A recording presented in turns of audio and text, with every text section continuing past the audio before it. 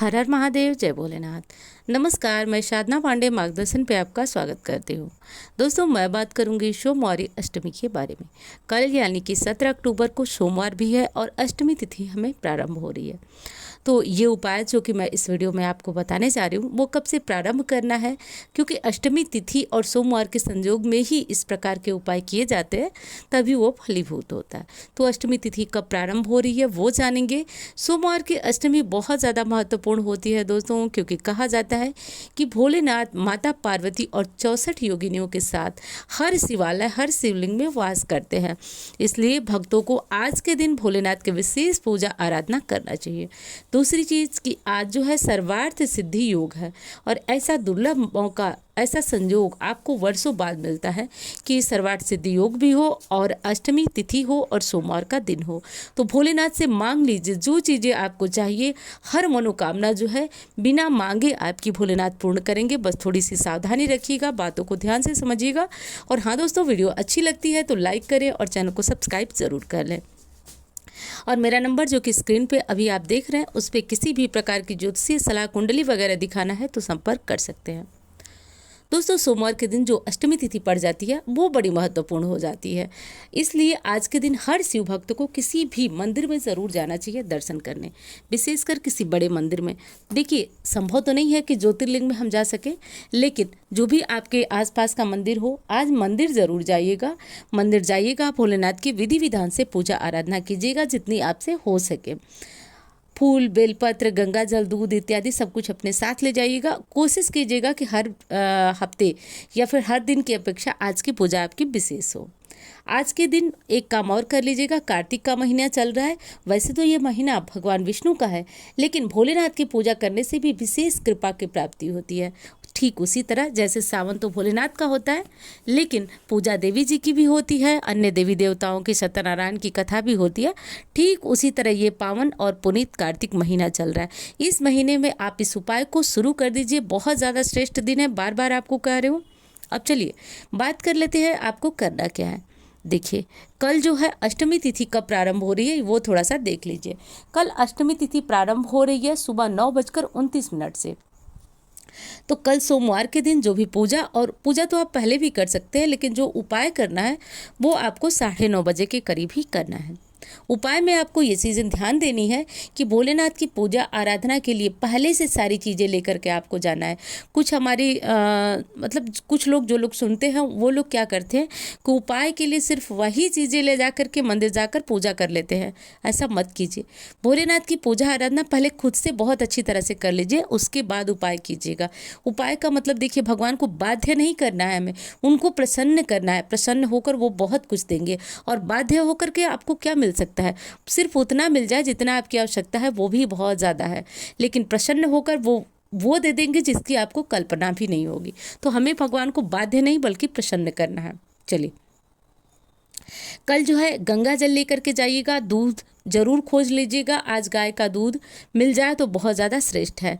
उसके बाद अब उपाय में आपको पहला उपाय मैं बताती हूँ। आज के दिन यदि आपका विवाह नहीं हो रहा है, आपकी संतान नहीं है, या फिर मन में कोई ऐसी बात चलती है जिसको आप अन्य किसी से शेयर नहीं कर सकते, बता नहीं सकते हैं, बहुत ज़्यादा अंदर ही अंदर आपको घबराहट होती है, बेचैनी रहती है, तो आज जो है आंकड़े के फूल की एक माला बना लीजिएगा। आजकल सफ़ेद वाले आंकड़े तो नहीं मिलेंगे, जो थोड़े से बैगनी टाइप के, पर्पल टाइप के होते हैं, वो वाला आंकड़ा ले लीजिएगा, उसका फूल ले लीजिएगा। उसमें 11 बेलपत्र जो है वो लगा लीजिएगा, उसकी डंडियाँ लगाकर 11 बेलपत्र, और आप जो है उसकी माला तैयार कर लीजिएगा।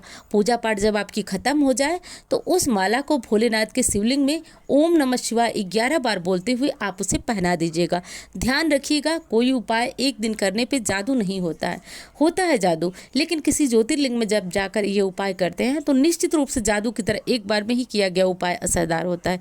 लेकिन ऐसा नहीं है दोस्तों, हर बार ज्योतिर्लिंग में जा पाना संभव नहीं है। तो जो शिवलिंग में आप पूजा करते हैं, कम से कम 11 बार, 21 बार, 41 बार आप इस उपाय को कीजिएगा। तो 41 दिन आप करें तो बेहद परिणाम श्रेष्ठ होता है। मैं बार बार आपको बता चुकी हूँ कि कई बार मैं इस प्रयोग को 41 दिन वाले खुद कर चुकी हूँ। तो आप किसी भी समस्या से पीड़ित हैं तो 41 दिन इस तरह की माला ले लीजिए और भोलेनाथ को जरूर पहनाइए, बहुत ज़्यादा श्रेष्ठ परिणाम मिलता है।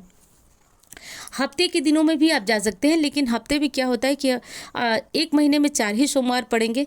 आप क्या कीजिए, प्रतिदिन जाना शुरू कीजिए। यदि कोई विशेष मन मतलब मनोकामना है या फिर कोई विशेष काम है जो पूर्ण नहीं हो रहा है, तो दूसरा उपाय, आपको भोलेनाथ को चढ़ाने के लिए गन्ने का कम से कम 1.25 लीटर दूध लेना है। यदि इस काम को करने में आप सामर्थ्यवान नहीं है, आपको 1.25 लीटर गन्ने का जूस नहीं मिल पा रहा है, तो आप क्या करेंगे कि कम से कम 1 गिलास 2 गिलास जितना मिल जाता है, आज के दिन भोलेनाथ को वो ज़रूर चढ़ा दीजिएगा।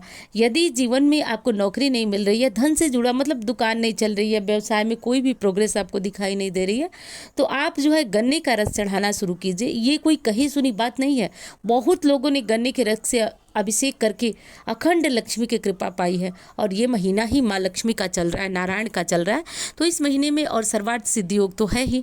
ये उपाय आप करेंगे तो निश्चित रूप से सोने पे सुहागा का काम होगा।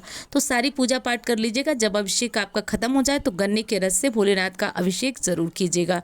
ऐसा करने से जीवन में जो है वो धन की समस्या दूर होगी। नौकरी हम क्यों करते हैं? धन के लिए करते हैं। मतलब कोई पैसे से जुड़ी हुई जो भी समस्या होगी कर लीजिएगा। यदि आप आर्थिक रूप से थोड़ी भी दिक्कत है आपको, तो ये उपाय कर लीजिएगा। कम से कम 21 दिन प्रतिदिन आप जो है गन्ने का रस चढ़ाइएगा। और हाँ, यदि किसी कारण से 21 दिन प्रतिदिन नहीं जा सकते, तो सोमवार को गन्ने का 21 सोमवार आप इस रस को चढ़ा के देखिए।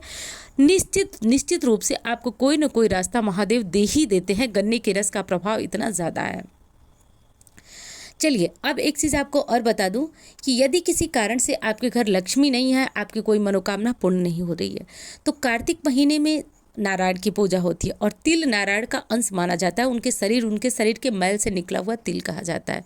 तो काला तिल ले लीजिएगा और तिल को 1 लोटा जल में मिला लीजिएगा। 1 लोटा जल में मिलाकर जब आपकी पूजा प्रार्थना हो जाए, तो इस तिल को हर हर महादेव बोलते हुए आप इसे भोलेनाथ को चढ़ा दीजिए। किसी भी शिवलिंग पे चढ़ा दीजिए। चढ़ाकर हाथ जोड़कर चले आइए। इससे आपकी संपूर्ण मनोकामनाएं पूर्ण होती हैं। तो किसी भी चीज़ को देखिए, बार बार कर रहे हो, एक दिन करने से चमत्कार नहीं होता है। कुछ दिन उसको कीजिए, फिर आप देखिए कि कैसे जीवन में परिवर्तन आ रहा है, चमत्कार कैसे हो रहा है। तो ये चीज़ कर लीजिएगा। लेकिन ध्यान रहे, अष्टमी तिथि आपकी प्रारंभ हो रही है लगभग 9:30 बजे से सुबह। तो अन्य पूजा पाठ जो करना है वो उसके पहले कर सकते हैं, लेकिन जो उपाय वाला काम करना है वो 9:30 बजे के बाद करना है। तो कर लीजिएगा। अच्छा, कुछ लोगों की दिक्कत ये होगी कि वो सुबह नहीं जा सकते हैं मंदिर, तो आप परेशान न होइए। सारे अभिषेक पूजा या जो भी सामग्रियां हैं वो लेकर आप शाम को भी जा सकते हैं।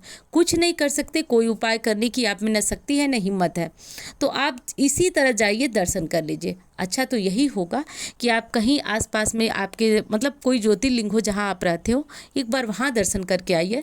निश्चित रूप से कष्टों से मुक्ति मिलती है।